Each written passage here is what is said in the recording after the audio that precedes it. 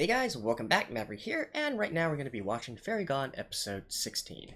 So last episode, basically our heroes, protagonists, whatever you want to call them, are running around chasing a lot of different leads, right? And they're still trying to close in on who exactly is trying to assassinate the Duke, who's trying to assassinate the Prime Minister, who's trying to do these things, right? We got the Mafia, we got some renegade forces, we got some rebels, so on and so forth. In the midst of all that, of course, we also have this sort of, I guess, some sort of issues, if you will. I can't think of a better way to describe it, in regards to Free and Maria and so on and so forth. So, well, I don't know. Let's just get into the episode, right?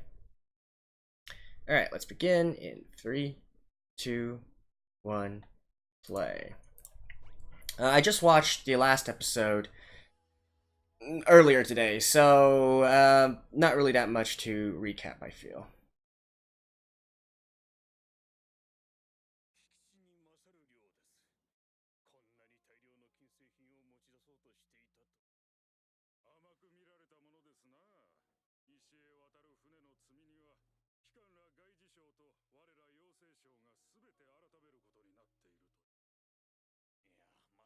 What now?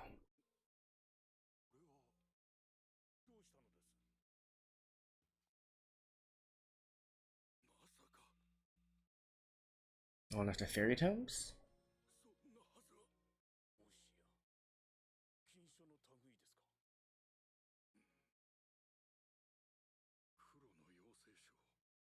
What do you know? The black fairy tome.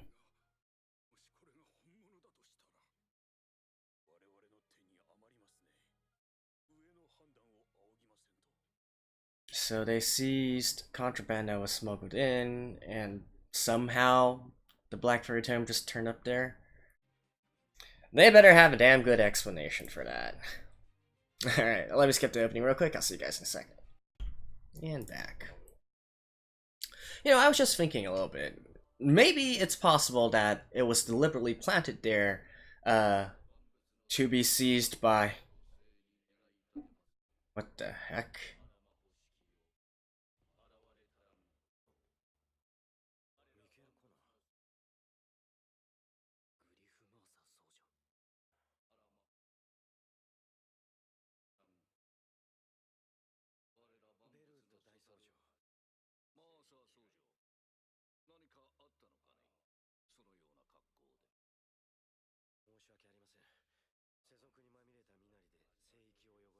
Yeah, get on.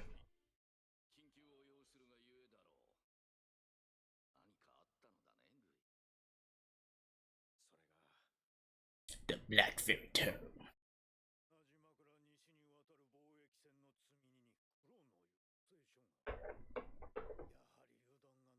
I think that is probably deliberately planted there.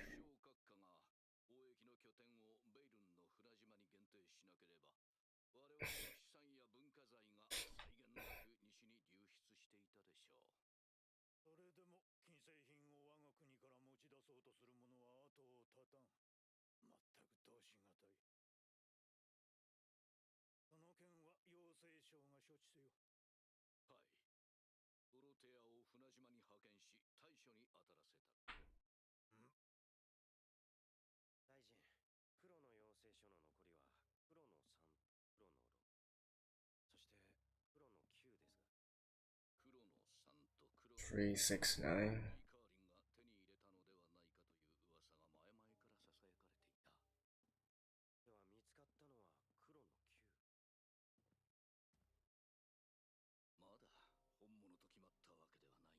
Shouldn't you guys do that first before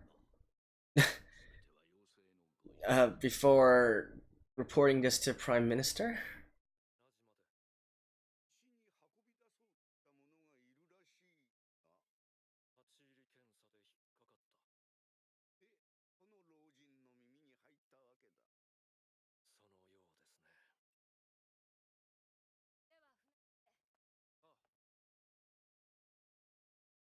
Oh, they're keeping it there and not transporting it back?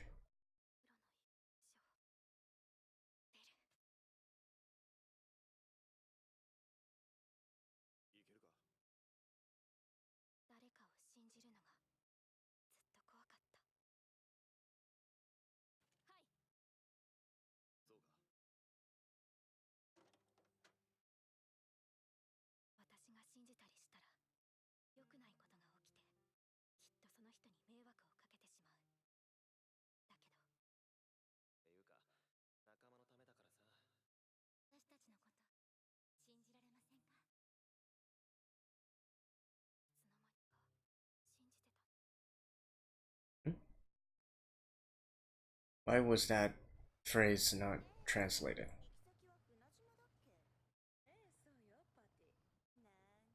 Eh, it's been quite a while since I've seen these.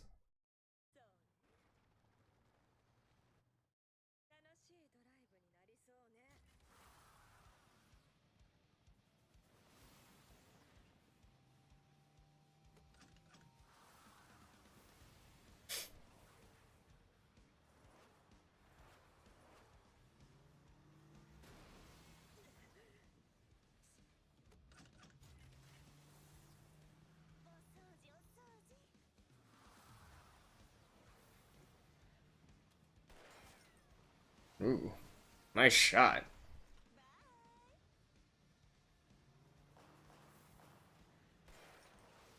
That.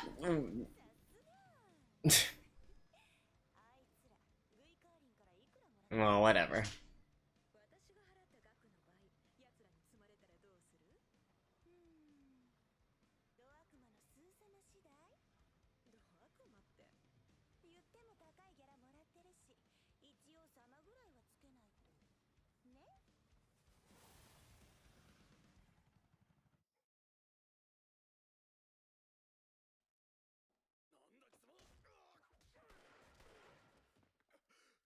All right. Ooh. Obviously a fairy soldier. Who is it though?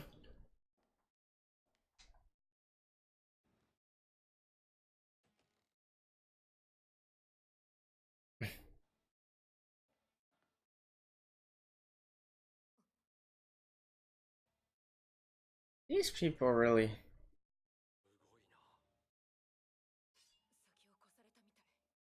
Like, how bad is the intelligence, secrecy of the government here? Basically, everybody knows there's a black fairy tome here.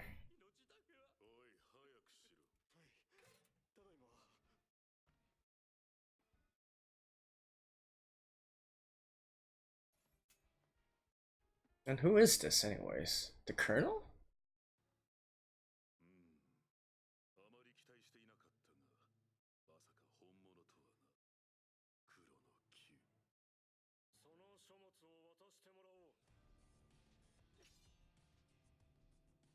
No. We Carlin.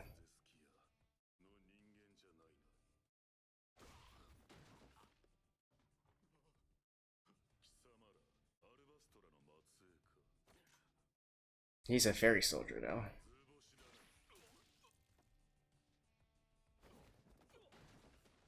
You have a gun, you don't want to use it?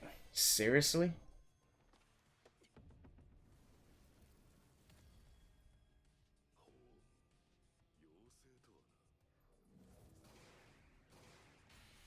Ooh. I thought he was... What?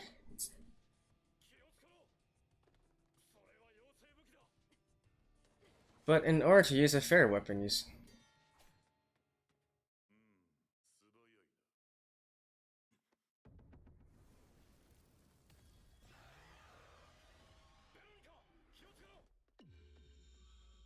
You have a gun, you know. You want to, like, maybe use it?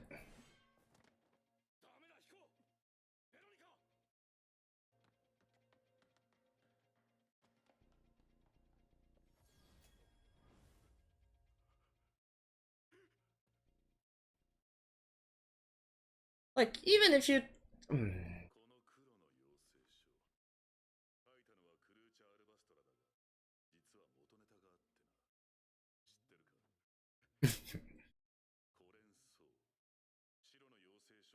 Oh, and you're a descendant of him?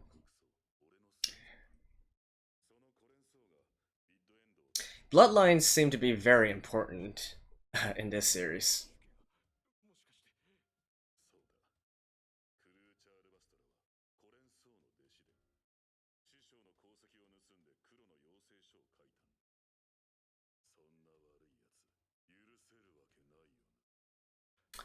So, are you acting on behalf of Gwicarlin or not?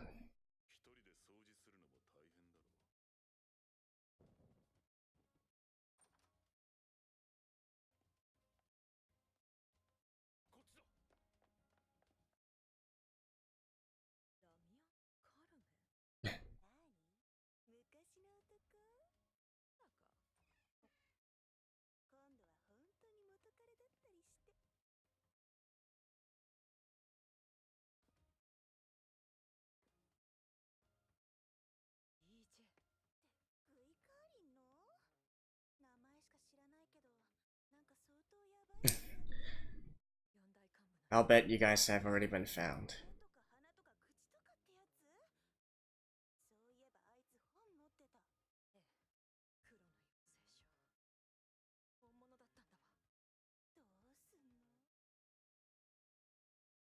And what's your role in all this?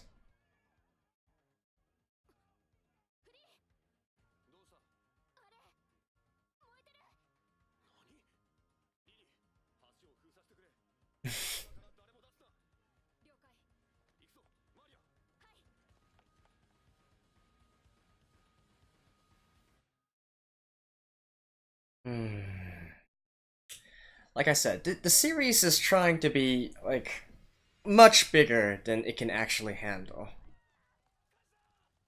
It's trying to be this epic story with lots of overlapping storylines, lots of characters, and a very complex political situation. But, yeah, I feel like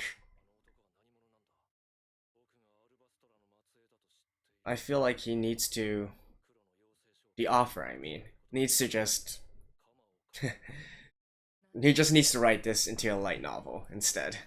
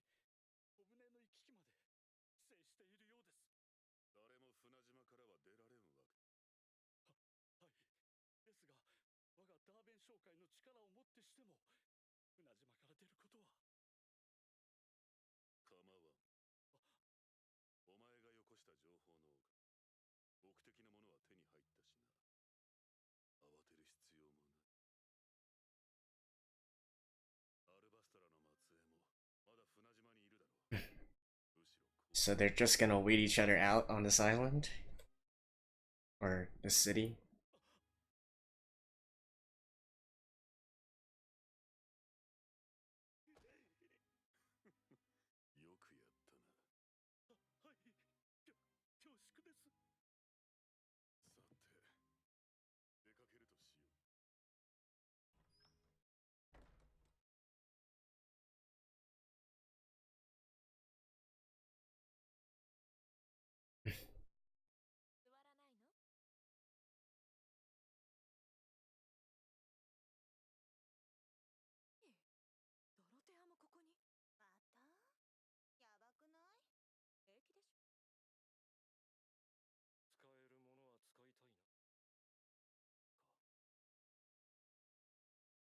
They're gonna try to pit Dorothea against Gui Carlin.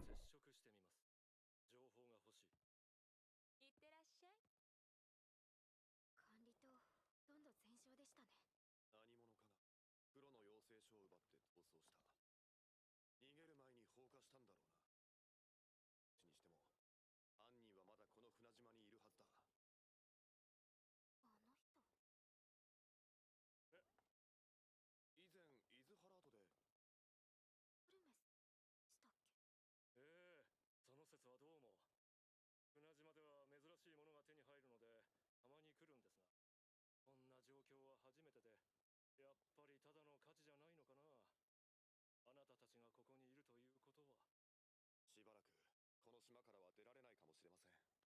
でしょうね。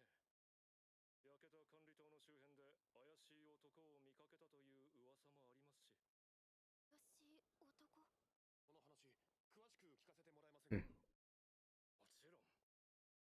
ダミアンは妖精使えるってわけでもない。 That looks tasty. 戦力にはならないし、別行動で情報収集に専念してもらうの悪くないかもね。知らんけど。何か当てはあるの？悪魔の。そうなんだ。 EJ はダーベン商会に太いパイプを持っている。でっかい貿易会社だよね。この島にも営業所がある。そこを探るつもり？とりあえずは。何なの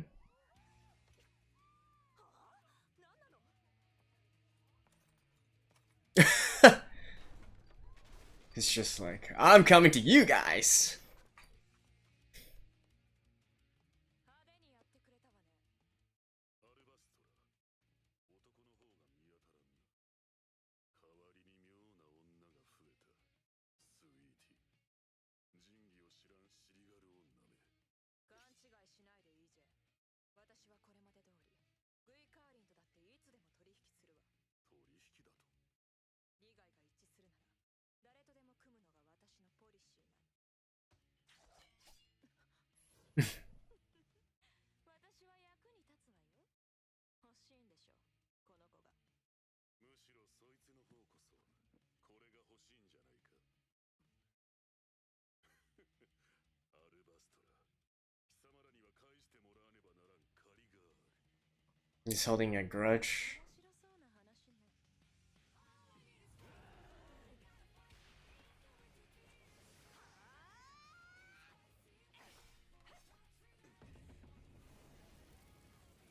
Okay, so that was a 3-on-1. But your sneak attack already. グイカーリの目の妖精は目なんて出来の悪い冗談だと思ってたら。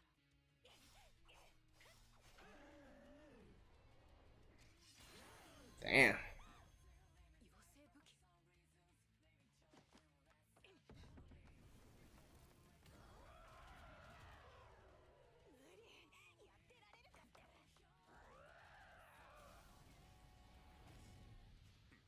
理、やってられるかって。じゃじゃなめ。反則じゃない？妖精武器だなんて。ルールは俺が決める。ティムーンの七騎士ハリスタンが持っていた妖精武器モルテラント。どうやって手に入れたの？統一戦争は楽しかった。吐いて捨てるほど人が死に、俺は随分儲かった。あなたティムーンの傭兵でしょ。傭兵のふりでもしないと戦場では遊べない。Like, い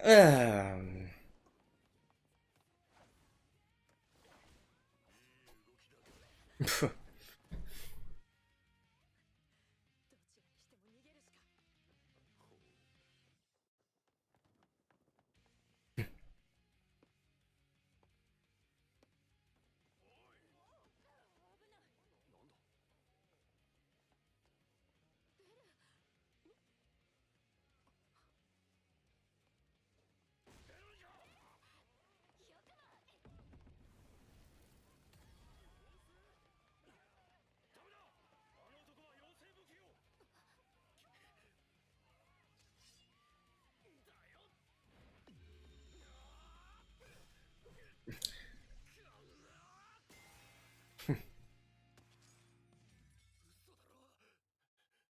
you プロテアだと？これはまずい。 So one of the 4 elites of a mafia group can take on all these people. デロスティールさえあれば。気が変わった。黒の球、欲しければ取りに来い。貴様らにそれができるのなら。ミスミス逃がすとでも。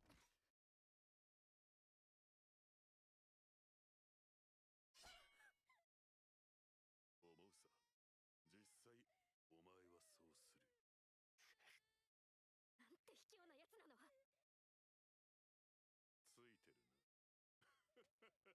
I actually, oh man, he didn't. They don't even need to animate that scene. It's clearly that he's.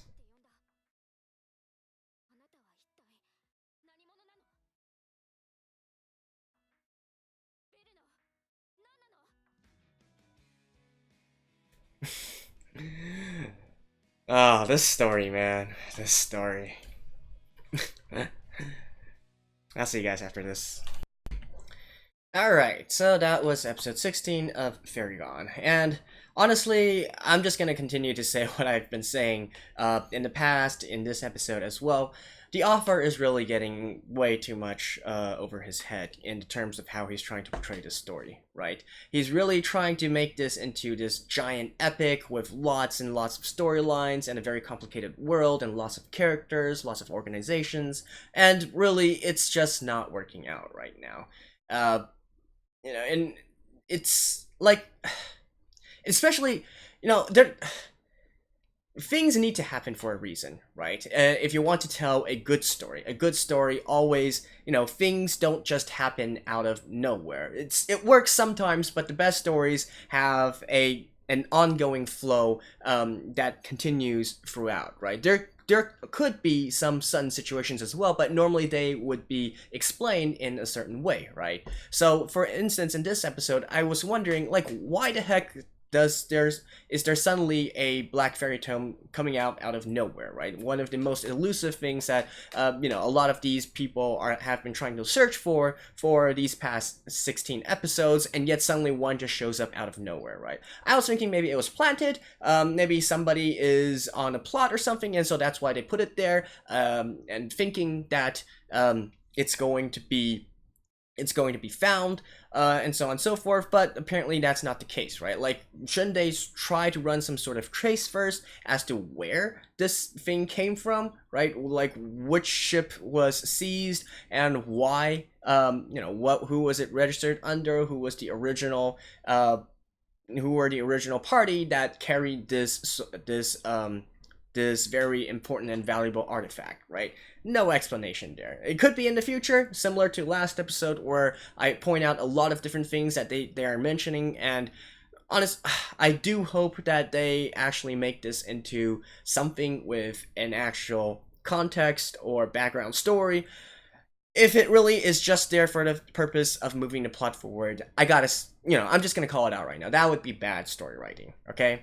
And also with this guy EJ, right? Like, all of a sudden, one of the top brass of one of the three mafia groups appears out of nowhere. We've never been introduced to this guy. We don't even know why Gui Carlin is that interested in the Black Fairy Tome. We don't have any idea of how they operate, what their agenda is, and whatnot. And suddenly we have one of their highest ranking men over here, right? Is EJ actually acting on behalf of Gui Carlin, or as is explained here, he has this certain heritage and bloodline, right? And so he has a specific personal interest in the Black Fairy Tome.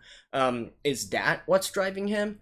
And also, like, how did this guy appear out of nowhere, right? He's certainly very strong with his fairy powers and whatnot, and he also has a fairy weapon, and yet it doesn't seem like Free actually recognizes him from the Great War or whatnot. So where did this guy come out from, right?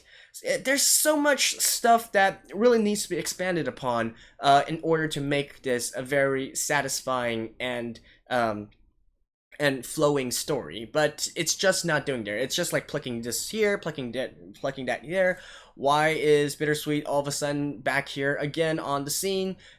No idea, right? Like, what is her agenda? What is she trying to do with finding all these different fairy tomes and whatnot? Are we suddenly gonna say that she also has some special ancestry or some sort, right? Like, there's just so many things here that that need to be explained, and it's just not it's just not a story that's coming together right now, right? I feel like with a story like this, it would have been much better off if the author just simply went ahead and wrote the light novel that he wants in his head, right? Make his vision. Like, this kind of anime canvas is not big enough for the story that I feel the author is trying to portray here. And there's, even with other light novel turned anime adaptations, we have enough problems with leaving out very crucial sub stories and whatnot that will keep on driving the story forward. It's not the same here, right? All of these sub stories don't really seem like they're connected in some sort of way. It could be, right? It could be if we were given a lot more context as to all the different various backgrounds of the different characters. I feel like, in a way here, the author is trying to make it so that each organization, even each enemy has their own story that they need to tell, right? But unfortunately, with this kind of format, it's not possible for them to tell the story, and so that makes it very unnatural. Is what I'm trying to say. And I'm being very generous here, right? If we look at it more negatively, we could simply say maybe the author really hasn't thought this thing through. Right, but I'm gonna give him the benefit of the doubt. He is a light novel writer, so I'm thinking that more than likely he just has this epic story that's really hard to translate into anime form, into a satisfying story, right? But at the very least, in next episode we will see this confrontation between the scholar and Maria, and hopefully we'll learn a little bit more about what is the importance of the Black Fairy Tome. Why do all these people want to try and get it? Who is that scholar? Like, what is his role in all this? He doesn't seem to be a descendant of any of these other fairy scholars, so why does he want to search for this, right? Don't know. Hopefully we will find out soon. So yeah, that's pretty much all I want to say for this episode. I just feel like there's too much, and the thing that bugs me even more is that, like, I think it's fairly obvious that it's not going to work here. The story, the complex story that the author has is not going to work in this anime format. At the same time, though, the anime isn't really fully utilizing all the time that's allotted to it either. There's so many pointless scenes that really, they don't build character, they don't drive the plot forward. I really don't know why it's being animated at all, right? So say for instance, the scene where where EJ was talking with the trading company, right? One of the heads of the trading company. Like, what did that accomplish? Seriously, we don't learn anything that we don't eventually know. It's not like Sweetie and the rest. This, if it was a case where he was hiding there, and then Sweetie mentioned that he has these good connections, and so later on they try to search for him at that trading company or whatnot, then that scene would make sense, right? But since you're already going to make him come out and just hunt for them on his own, there was no need for that. We could have had a lot more backstory. Like, even though I hate how so much of the story is being told through flashbacks, that would be a great time for a flashback as to how he learned of this information. Does this actually have anything to do with Lee Carlin, or does it only have to do with his personal interest in this, right? If we could better utilize this time for those kind of things, that'd be much better. And for instance, the chase scene between the Gui Carlin group, I think the Gui Carlin thugs or whatnot, and Bittersweet, the car chase scene, was that necessary? That we really need to be introduced to Bittersweet again through that kind of way? Or is that simply a case where, okay, we're missing a little bit of action here, like, let's put some action here? Because at the end of it, just serves no purpose, right? We already know that these two girls, these two ladies are resourceful. We know that they're strong, and we also know that Sweetie is not on the best terms with Gui Carlin, right? We already know that in the past. What did that scene accomplish, is my question. Nothing. And yeah, I'm sorry if this turned into a little bit of a mini rant, but as most of you guys know, I am, I do feel bad for this series because it just has so much potential, but it's not utilizing it. Ugh. So Anyways, let me know your guys' thoughts if you think I'm being too harsh or you feel the same as me as well. And well, I guess I'll see you guys next episode, right? Sorry for this episode being late, but again, no specific promises going into the future as well. I will be entirely honest, this is on the lower priority in terms of all the videos that I need to do. So there we go. But hopefully I'll see you guys next episode as well. So until then, bye bye.